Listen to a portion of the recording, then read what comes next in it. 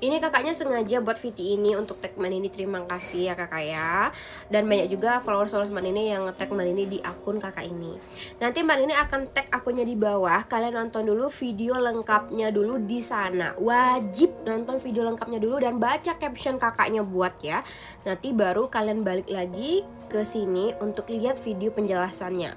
Intinya kakak ini udah pernah DM aku, tapi aku nggak nanggapin ya, karena mungkin aku nggak ada buka DM. Kebetulan video beliau tuh lewat FYP Mbak Nini, jadi Mbak Nini nggak sengaja lihat, dan pas beliau banyak yang nge-tag juga.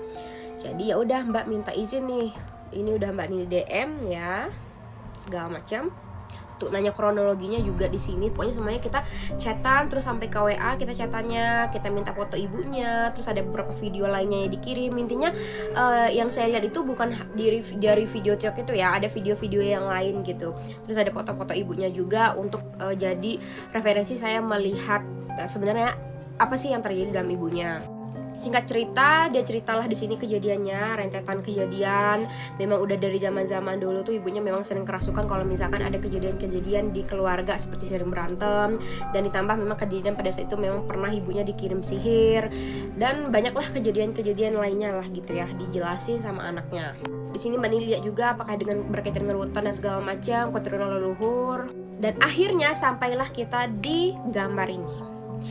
Ini tuh sebenarnya apa sih Mbak Nini? Ini adalah leluhur dari ibunya ya. Ini udah Mbak Nini kasih gambarnya kepada ibunya, dan ibunya juga mengiyakan dan pernah sering masuk ke dalam tubuh ibunya, bahkan ngobatin orang juga masuk ke dalam tubuh ibunya. Jadi ibunya itu punya keturunan dari jalur ayahnya beliau, dan itu pada masa itu orang bisa ngobatin gitu. Jadi beliau itu tuh memang dimasukin ya, tapi beda ya, kerasukan sama kesurupan tuh beda gitu ya. Ibunya ini lebih ke kesurupan, itu merasakan energi, tapi beliau sadar ya, beliau sadar kalau misalkan berhentinya itu kalau lagi memang yang dimasukin itu udah pengen selesai gitu, udah nggak ada lagi yang ingin disampaikan, baru bisa selesai gitu. Tapi ibunya setengah sadar ya, itu namanya kesurupan ya. Kalau kerasukan itu tuh kita nggak sadar gitu, kalau ibunya ini setengah sadar, karena keturunan dari jalur ayahnya itu bisa ke arah pengobatan.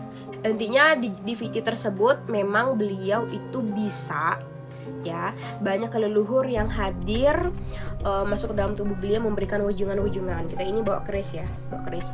Tapi kalau almarhum, misalnya kayak ada almarhum ibu, almarhum ayah yang masuk, atau saudara yang meninggal yang masuk ke dalam tubuh ibunya, itu bukan arwah ya, itu adalah jin korin atau berbentuk seperti leluhur yang kadang mengatasnamakan keluarga yang sudah meninggal supaya kita merasa dekat dengan ibu tersebut yang ngasih wujungan, sosok tersebut yang ngasih wujungan.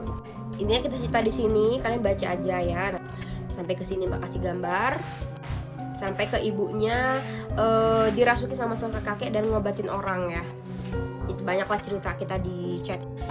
Jadi intinya ibunya itu memang bisa, jangan kalian salah paham.